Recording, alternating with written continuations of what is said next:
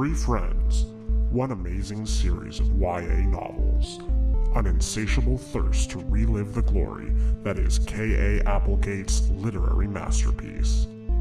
This is Fanimail, the Dork-Bajir Chronicles. Hello and welcome to the Dork-Bajir Chronicles, a podcast where we read through the Animorphs series, one book or TV episode at a time, then talk about it every week. Today we'll be talking about the Animorphs TV series. This is episode 24, or the 24th that was made. Not episode 24 of season 2. Anyways, it's complicated. The name of this episode is Changes Part 1 of 3. My name is Mikael, the host. I'm Tessa, the expert. And I'm Brayden, the made-for-TV version of the podcast. And we're joined once again, of course, by Jared. The prodigal son returns. I'm sorry I missed the last one, guys. We burnt an effigy of you in your absence. No, that wasn't an effigy. I am still recovering. Oh, that was just like a hide that you shed like a snake once a month? That's it. I shed it once a month, and then I become very vulnerable to predators, so... So that's when Tessa protects you like a mama bear. Just exactly. on her haunches. Yep. Before we jump into this masterpiece, would it be too much to say it's a masterpiece? Let's do some... Ooh, yeah. Ooh, yeah. We have two pieces of fan mail this week. Rare exception, both from the same person, at Writing Zard on Twitter. Who says, I am greatly enjoying the Dork-Bajir podcast and their fresh, adult, and hilarious takes on the Animorphs series, which I more just wanted to point this out to run those adjectives past you guys, if you felt the same way. I mean, if we just take a look at our three young adult faces, I say we're looking pretty fresh. I say we're looking pretty hilarious. I mean, yeah, I talk a lot about how much I jerk off. That's pretty adult. There's that whole bit with the animal sex. That's very adult. What about fresh? Because like I have sort of a face that is more at home in, say, a museum. Yeah. No, I was gonna say a deli counter with how much acne is just ravaging my entire face. The next piece of fan mail comes also from Writing Zard, who says that they are now writing a fanfic where Marco becomes a controller and makes his York kill itself by annoying it with memes. Which is not unlike what happened in Megamorphs 3, if we remember, with the actor. I more pulled this one just so that I could say the word memes for like the 17th episode in a row. Anyways, that does it for Fanimail this week. Jared, it's been too long since we've heard your sultry voice. Oh, before you do the summary, though, I just want to point something out, because I think this is the first time this has become relevant, but... so this is an episode that came out September 17th, 1999. It was both directed and written by Ron Oliver, which might be why it's actually a bit better. Because there's a bit of like cohesiveness there that's just not in the other episodes. John Oliver, I love his HBO show. Yeah. Has Ron Oliver done anything else in the series? The name doesn't sound familiar. I think he might have done here and there, but it definitely wasn't a twofer like this one. Okay. Yeah, because like before we even get into it, this episode is a lot better than some of the other ones. It's still not great. Of course it's not great. But Nobody is saying it's great. There are moments that just shine so much more. It's like you took a turd and you smoothed it out and made like one of those polished mud rocks. You've seen those, like, polished dirt spheres? Yeah, they made those out of, they did that on Mythbusters to prove that you could shine a turd. Yeah. Mine just come out like that. There's some Mythbusters episodes that are, like, clearly not myths. They're just like, hey, is this turn of phrase real? Come on. Chances are, no, it's not.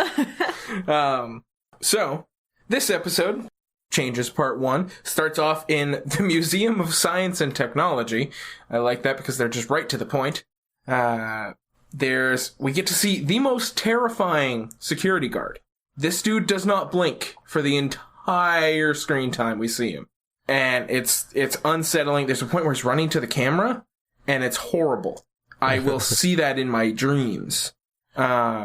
He's walking through, he smells something a little gross, he realizes it's probably not him, so he walks away. but he's for some reason in the veterinarian section of the museum. Or something. Like, there's just a dog on a table, and he's like, yeah, that's not weird. We have that. Plot twist, it's an Animorph in disguise. Also, there's just a duck waiting on another table. That's the one that has surgery next. Well, ducks and dogs. Those are science. I didn't have that much of a problem with this at all, other than the fact that guy, there was clearly a dog there before. So what did they do with that dog? Guys, what did they do with the dog? Books are art, dogs and ducks are science. Accurate. Can't argue with that. They demorph. It's Jake and Marco. Marco is a little salty about having to be a duck, and Jake makes probably the worst joke in the series. He's so proud of himself, though, which is very accurate to when Jake cracks a joke in the book series.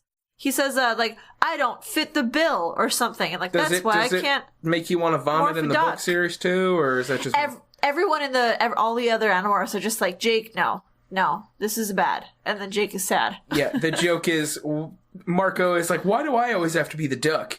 He's like, why don't you be the duck? He's like, I can't afford the bill.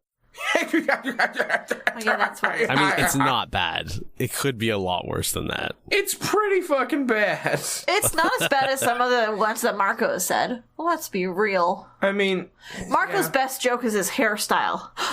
Which is also back in the beginning of this episode, but changes after the opener. He's got like a weird, like 18th century judge haircut going on right now. He's got like a limp tarantula stapled to his forehead. Oh my god. Ugh. That's the most accurate but awful thing I've ever heard. It's the worst thing. Oh no. They then break into they don't break into it. They go into a place with, they found some sort of device on a meteor, it says. And everyone seems to be like just totally cool with it, that there is a very clearly engineered device that they found on a meteor, and everyone's just like, yeah, I don't know, throw in the fucking museum. Don't surround it by glass or anything. It's fucking garbage.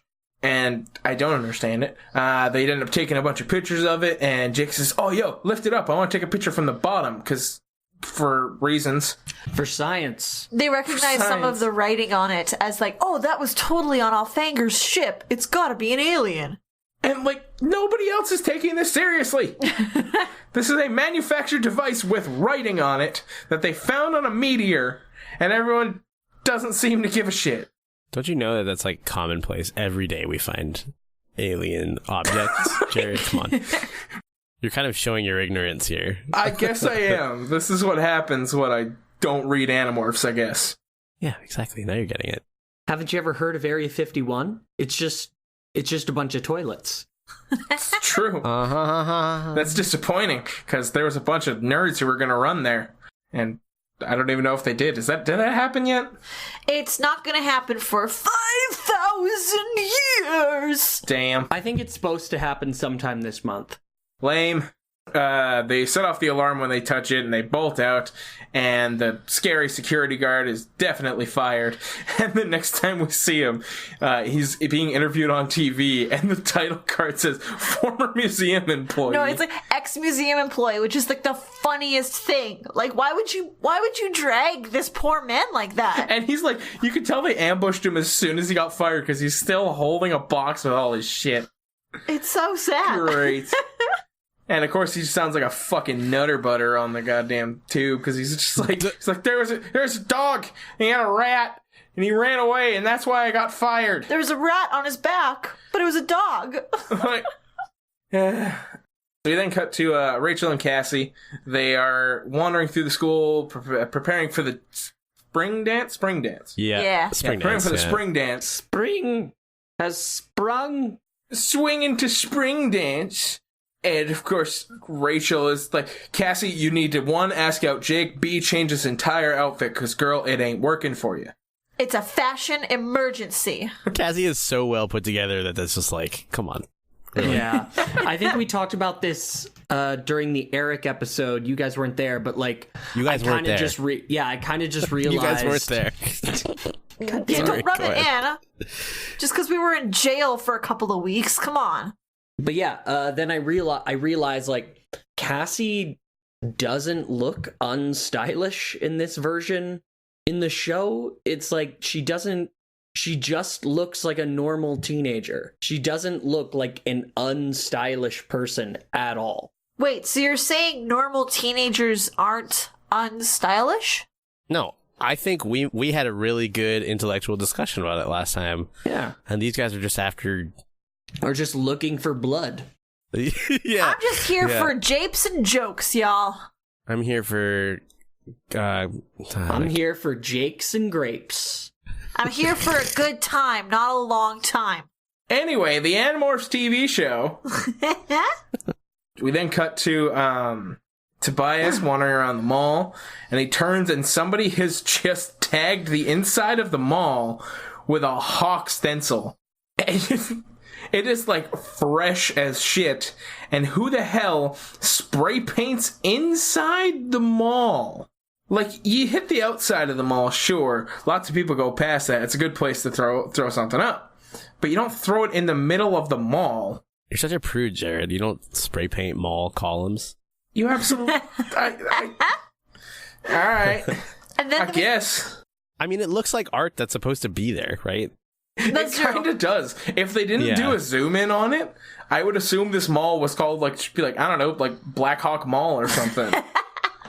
But then, like, the flashback scene is awful because that's everyone handing around this disc that has the same hawk design on it, and they're, like, standing in a circle, but the background behind them is moving. So they must be walking in a circle, facing inward, passing around this disc. I had a great theory about this, and that it's not great, but it explains it a little bit at least. It's that Tobias was, like, walking through the mall while thinking about this stuff. And I know when it cuts back out of the flashback, he's not walking. He's remembering their faces superimposed on what he's actually seeing. Oh my god. I mean, that's You're bit of a giving them stretch. far too much credit, Mikael. Listen, Ron Oliver is my best friend, and I will not hear his name dragged through the mud. And also, what is the like filter on the lens right now? It kind of looks like somebody peed in a Dixie cup and then they held it in front of the Yeah, the filter is yellow LSD trip, basically. awful.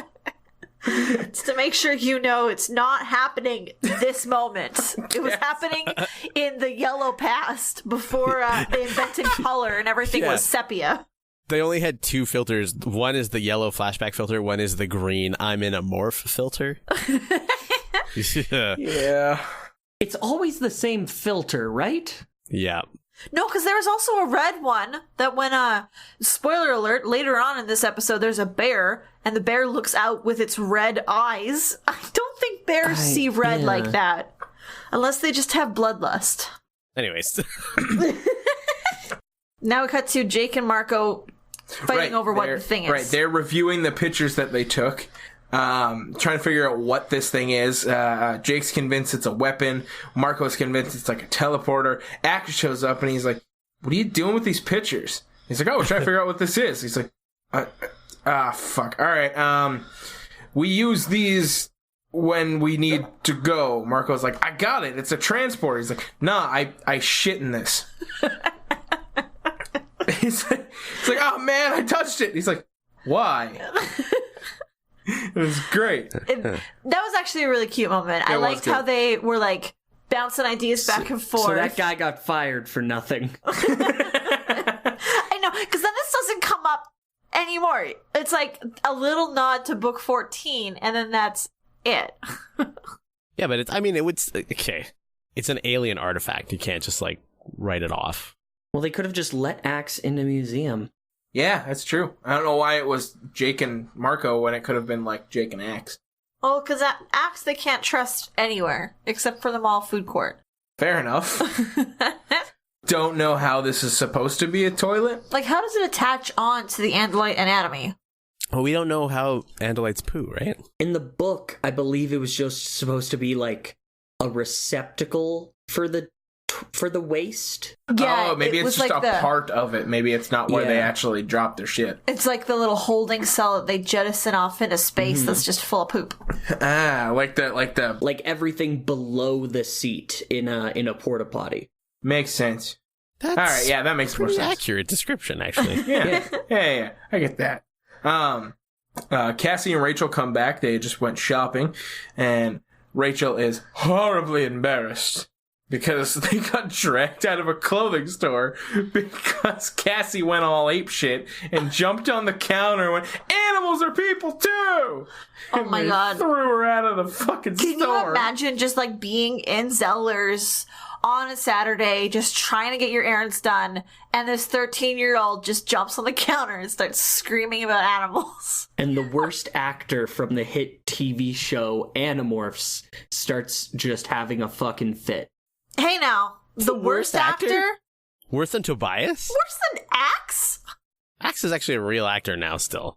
Axe is putting something on. I don't know how to get a hard read on him. Marco, okay, yeah, he's up there. But yeah, Cassie is just the deadest of the deadpan of these characters to me. I'll be honest, my tier list of shit actors is top tier shit is Marco, then is Brooke Nevin, Rachel, then is Cassie, then Axe, then Jake. Jake obviously being the best one on the show. Yeah, Jake's pretty good. Although I think Motherfucker's Iceman. the security guard at the beginning of this specific episode is pretty rough. Stop bringing him up. I keep picturing those eyes. Those unblinking eyes. Unflinching eyes. It's horrifying. Yeah, so Cassie, had jumped up and freaked out and had her moment in the store and got thrown out. And then she basically gives a little exposition that there's a makeup company based in Redacted. City Unknown that tests on animals. And she's like, this fucking sucks. We should stop them. And everybody is like collectively a dick about it. Everyone's just like, shut the fuck up, Cassie. We don't got fucking time for that shit. Well, I mean, if you were gonna draw, like, you're part of a guerrilla resistance and you drew attention to yourself by jumping up and down on a fucking Checkers or Winners Mart thing, like, yeah, they're fucking tired of her. Fair enough. I do like how Marco is a little shit disturber, though. Like, as soon as Jake goes, no, we're not going to do that. He's like, yeah, no, we're not going to do that. And Cassie's like, what? Why not? Marco's immediately like, yeah, Jake, why not? Like, he's just there to fan the fire. It's just like, be more considerate, Jake. Come on. The fuck? There's a part of this scene also where, like, clearly, like, in order to get the set to fit in the frame of the camera, they had to have the three boys sit really close to each other.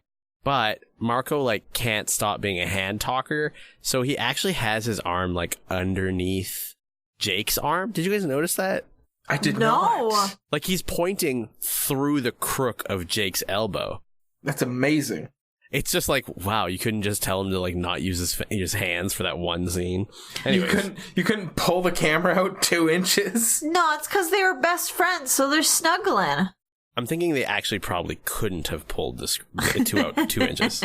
Otherwise, why, like, such a close shot for just, like, a dialogue scene? Oh my god, he does. I am watching it on my phone right now, and he just, like, swings under, and he's like, oh, look, and then he grabs the picture, so he's, like, arm in arm with Jake and holding the pictures all at the same time. They definitely kissed in real life. It's to make sure that the audience knows that they're best friends. So weird. Cassie kind of huffs and leaves. Rachel informs Jake that he was being an asshole, and he's like, oh, alright, I guess we'll do this. Well, and also she's like, come on, Jake, like, this has to do with the dance. And Jake's like, what the fuck are you talking about? And it's true, I don't understand what this has to do with the dance.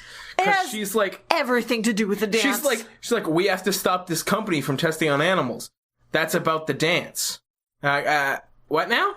They sponsored the dance. Duh. Like, I wish. Imagine, like, a fucking beauty product company sponsoring a school dance. It'd be a ballin' ass dance. I mean, probably not, though, right? They just, like, throw concealer into the audience. Just blind everyone. Like, yo, that party was lit. Yeah, we're testing on humans.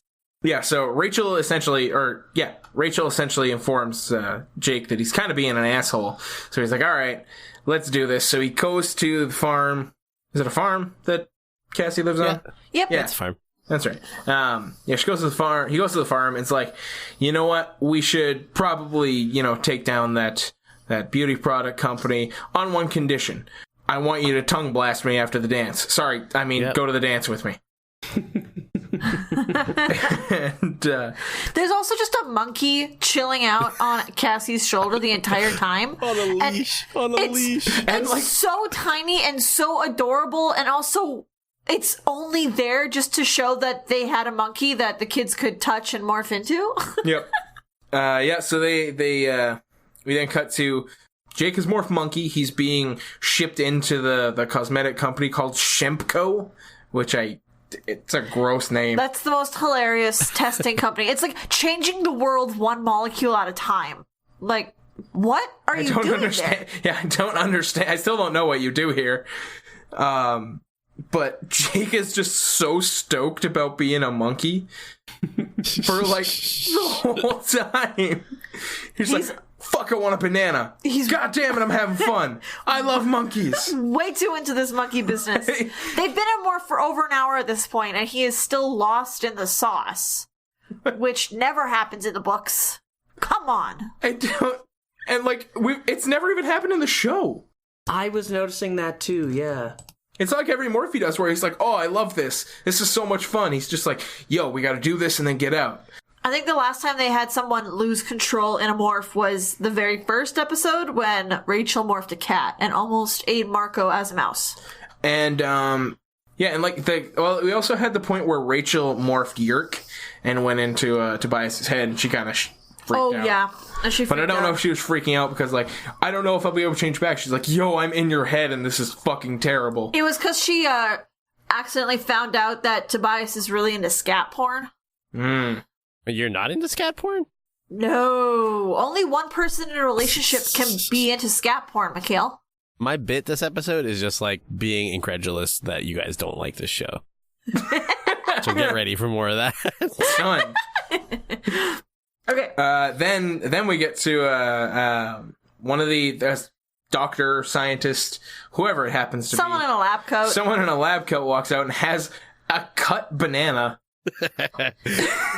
And he's like, hey kid, you ready to be a star? And just like mashes it through the tiny bars in this cage. He doesn't even do that though. He just like holds it outside the bars, and the banana would clearly not fit through those bars.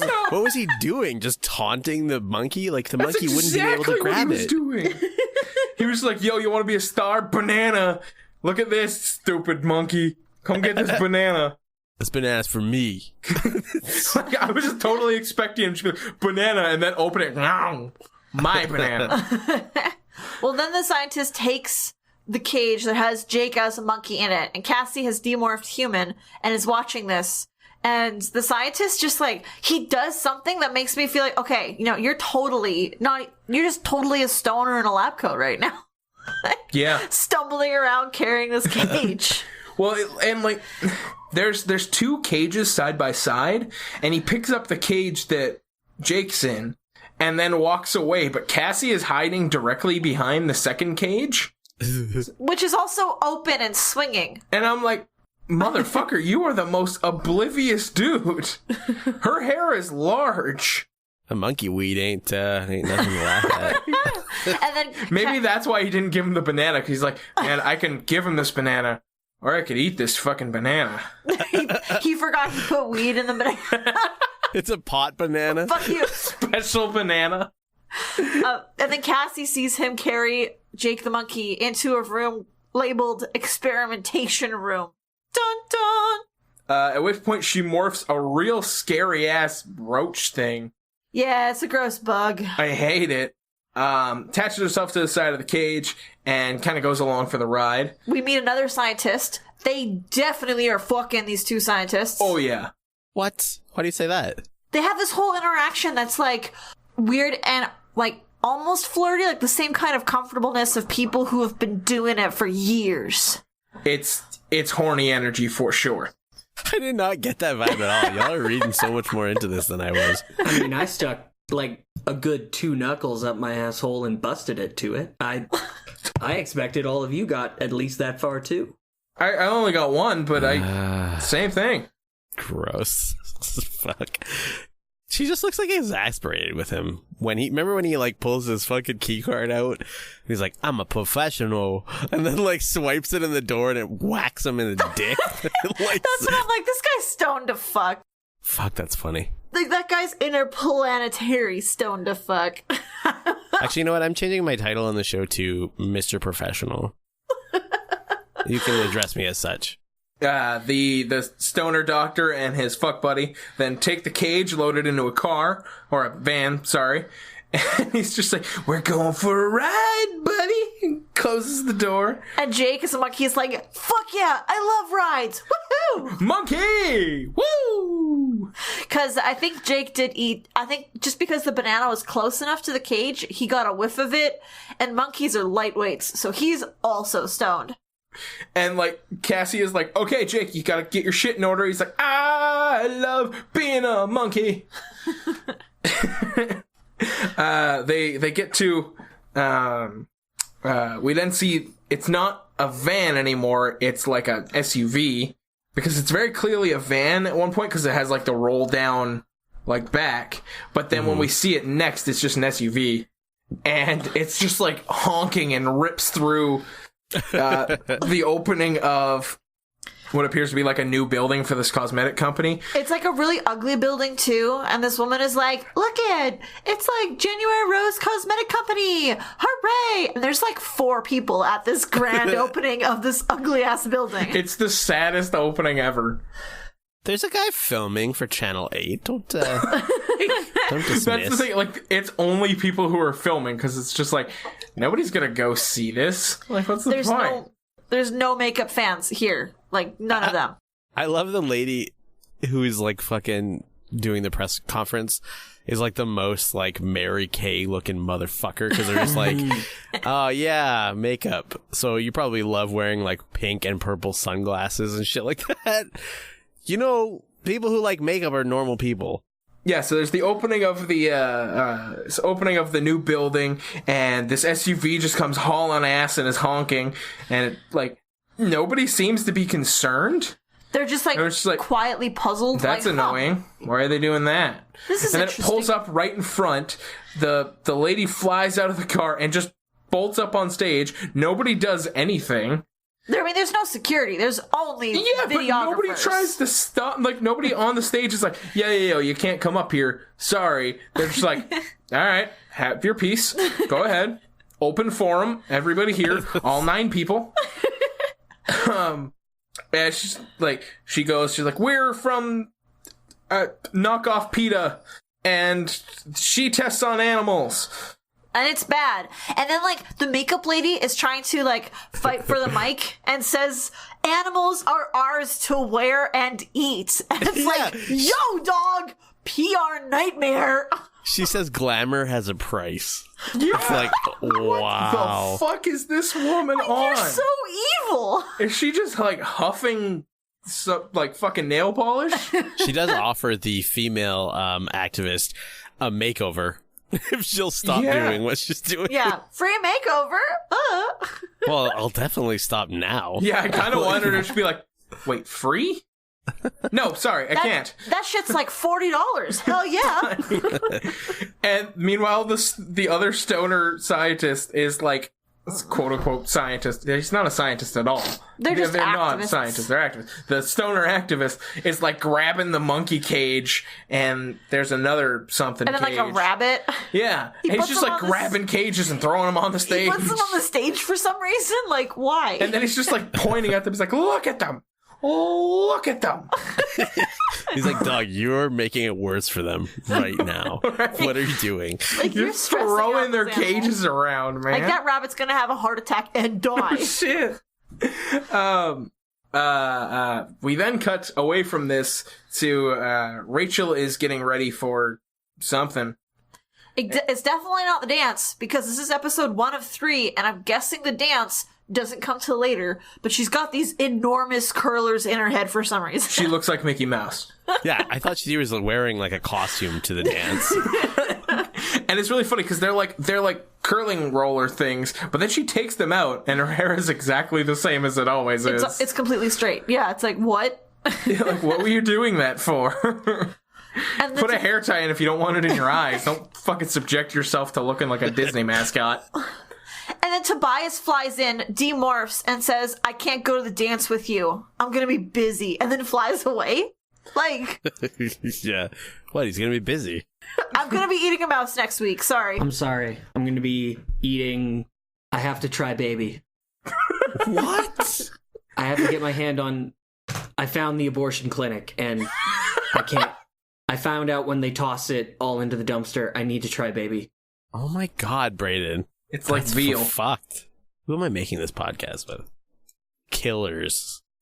Anyway, then Cassie tries to steal Jake the monkey off the stage. And now is when a security guard shows up to glare at her. A security guard in a paisley shirt. Which is, I just found odd. What, you got something wrong with Paisley? What's going on?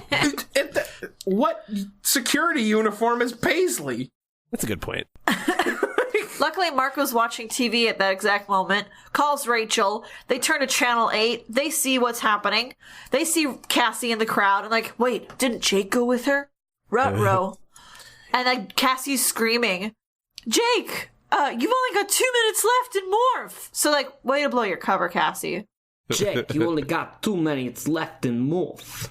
And it's also like even if they don't like put two and two together, all it is it's a little girl yelling at a monkey. And I'm like, why are you doing this? God.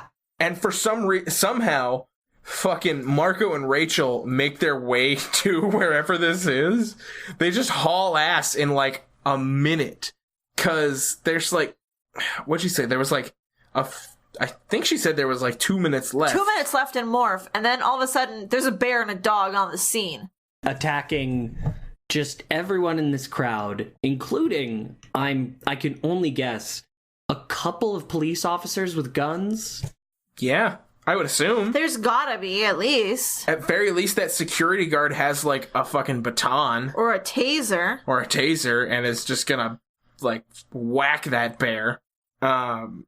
So Cassie then gets the cage again, lets Jake out. He morphs. Like, I will say the morphing like transitions in this one, because they don't show them often morphing, but the morphing like cuts when they essentially like pan around somebody and then they're switched.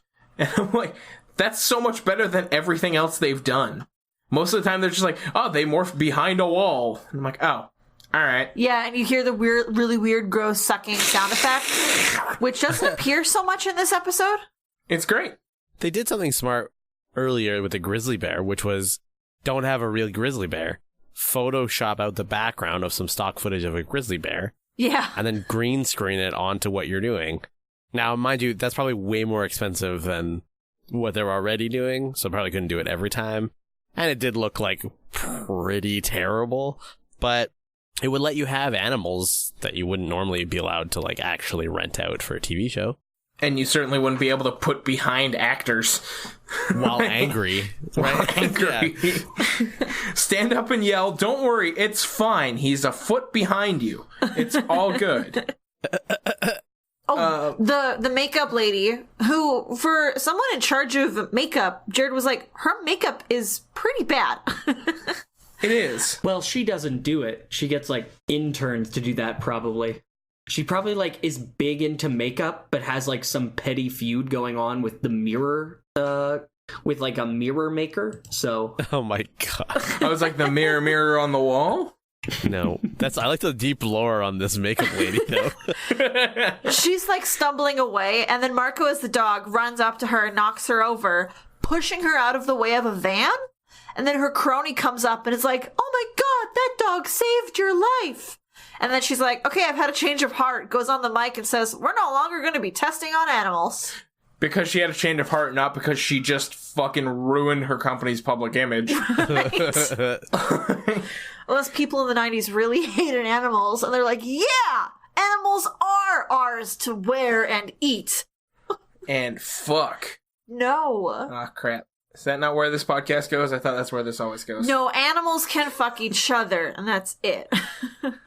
Listen, the left has only gone so far. There is a little bit of man-dog-based unwanted filming, so...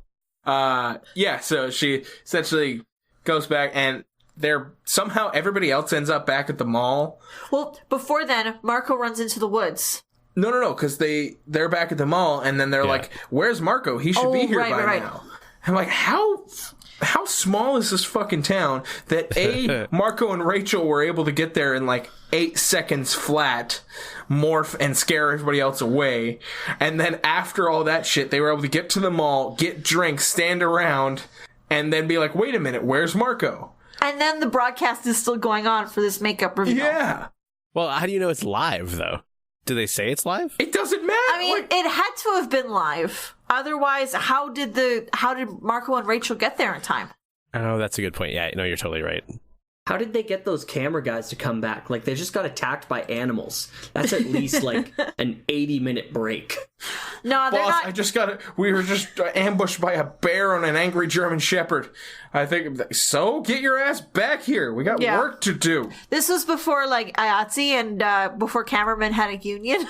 So they really just had no rights whatsoever. So they're wondering where Marco is. We then cut to Marco running in the woods.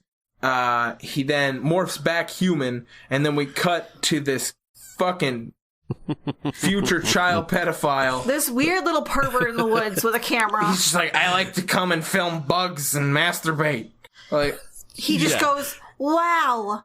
Once I'm done rubbing this one out, this is gonna be a great video. And he's, you guessed it, filming Marco. Why is he there? Is he wearing... Oh my god. Looks like Axel's little brother, actually.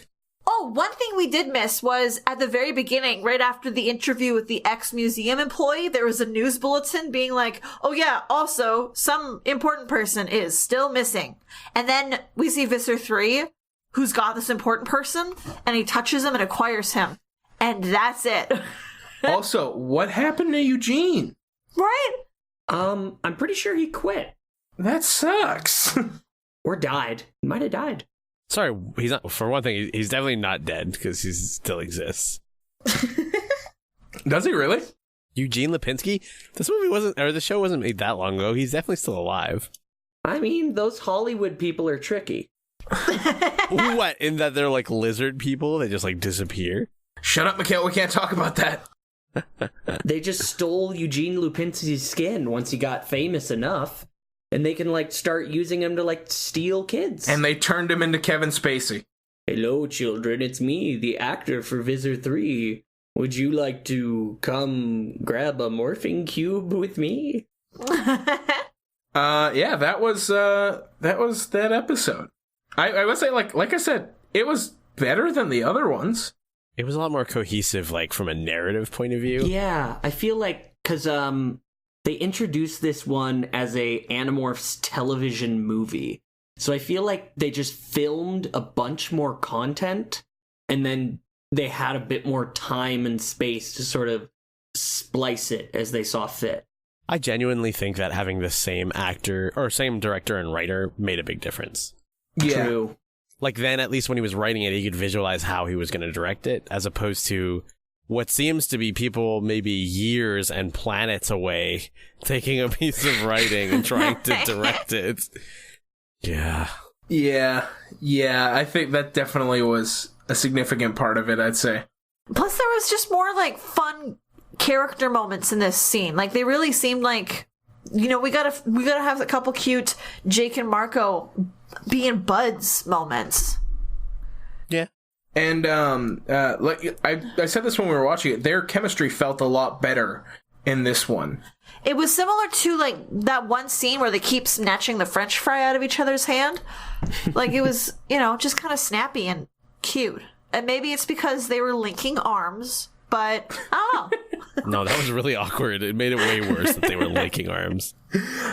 I wonder if they had rehearsed that before, or if that was something that he just did in the scene. And like, I wanted Jake to just be like, "What the fuck are you doing?" They only did the one take and they had to use it. I think it was more like, legitimately, they had no space to put all three of them in the shot. And then he's like, "Well, isn't it going to look weird that my arm's like through fucking Sean's arms?" He's like, the director's Shut like, up. "You know what? Fucking just don't move your arms." Like, "Well, it kind of looks weird if I don't move my arms." "Well, put your arm here then." Well, that looks pretty weird. No one will notice. Cut to 20 years later, where that's all we're talking about for like 30 minutes straight. Why did he put his arm through his other arm? It's cool as hell. It's true. It's true. So next week we'll be talking about changes, part 2 of 3. What are your guys' guesses? What's going to happen? Oh, I used a different word, but I meant predictions. Predictions! Predictions! Is anything gonna happen with Visitor 3 acquiring that guy? Probably not. Is that lady with the glasses gonna have a change of heart and gonna come back? Probably not. Are the kids gonna dance? Probably not. I'm guessing it's just gonna be about the weird little forest pervert. I think the Mr. Professional Animal Tech is going to replace Jake as the leader of the Animorphs. God, I hope so. He's so good with animals. Hey kids, you ever try weed? This weed banana I found. I picked it up out of a dumpster behind the Sobeys. It's definitely weed. It's not just a rotten green banana. I found it on the ground. I spat in it after ripping a wicked joint. Don't worry, kids, it's natural. Yeah, we didn't test this on animals. How can you make a fucking plant illegal? Are you gonna make potpourri illegal? Are vegetables against the law? Potpourri makes me just as happy as weed. Brayden, what's your prediction for this Changes Part 2? Okay, so I'm gonna guess that, yeah, kind of along the same lines as Tessa, they don't actually show anything from the dance. Like, nothing that happened this episode matters in Part 2. But there's gonna be, like, some weirdly, like, shooed in canon, like, revelations within the last 5 minutes about, like, Elfangor and Tobias, probably. Okay. That was a good, real prediction. Where does Mr. Professional fit into all of your predictions? Mr. Professional is actually the kid pervert in the wood. That's his dad. Yeah. The kid is his dad? He's gonna show it to his dad during their regular eyes wide shut style dick inspection, and Mr. Professional is going to be like, well, it's time we will have what we always wanted. We're gonna rub our dicks off to a dog boy. What I think it's I hope that fucking they find the creepy woods pervert and they all morph. They're like battle morphs and just intimidate the fuck out of him into like eating the tape. Just for no reason. Keep eating it, bitch. Like, I will have my bear rip your goddamn face off. It's useless after the first bite. Finish it. Yeah. That's what I'm hoping for. And also, Tobias he finds whoever's spray painting in the mall and becomes an artist and moves to New York.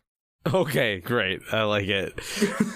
I think, he starts spray painting and he gets along with this other spray painter, and then him and Will Smith's son kiss. And then the baby that was born, Banksy.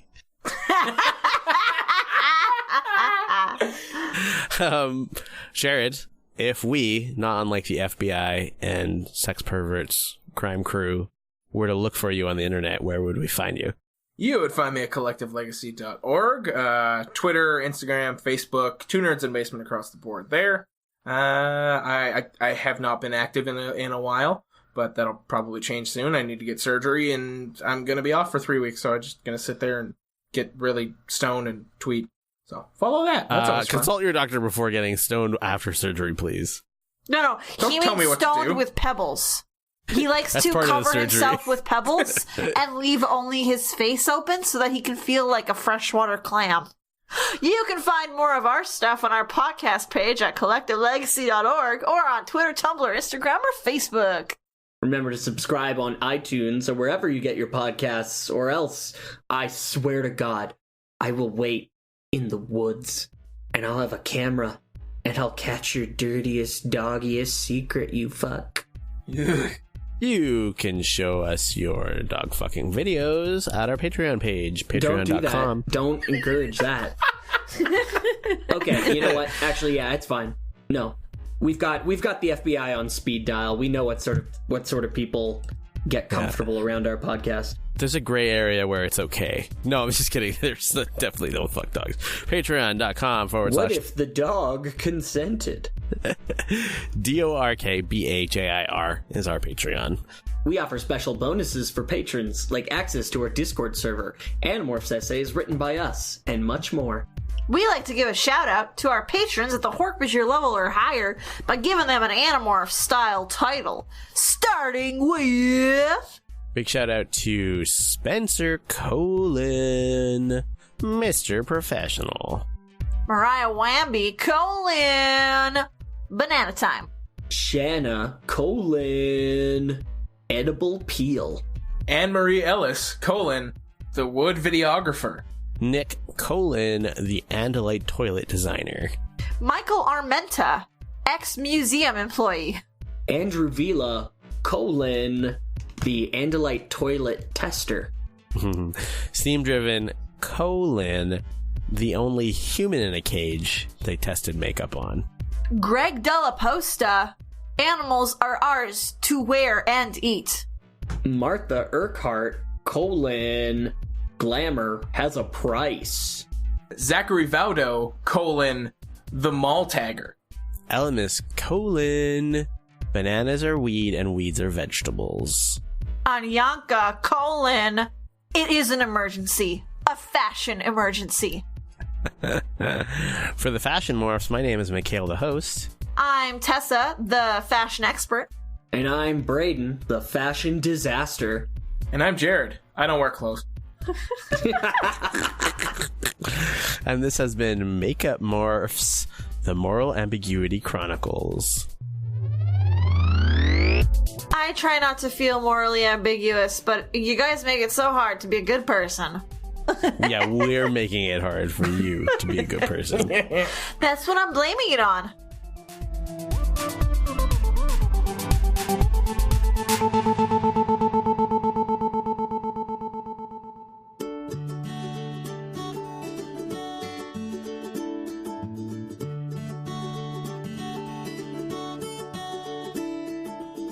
What do you want to eat right now? Jinx. I'm Mitch. And I'm Sophie. And this is We Watch Food, a podcast all about the food we like to watch. We'll talk all about the best, the craziest, and the tastiest TV, movies, and YouTube channels. Not to mention trendy food fads and sumptuous food trivia. Plus, we end every episode with a recipe from one of us. So join us every Saturday for a new episode and a new insight into what makes us watch so much food. You can find us at collectivelegacy.org, as well as a bunch of other awesome podcasts. Follow us on Facebook and Instagram at We Watch Food. And on Twitter at We Watch Food Pod. So I've been Mitch. I'm Sophie. Bye-bye. Bye. Brought to you by Collective Legacy, a podcast network.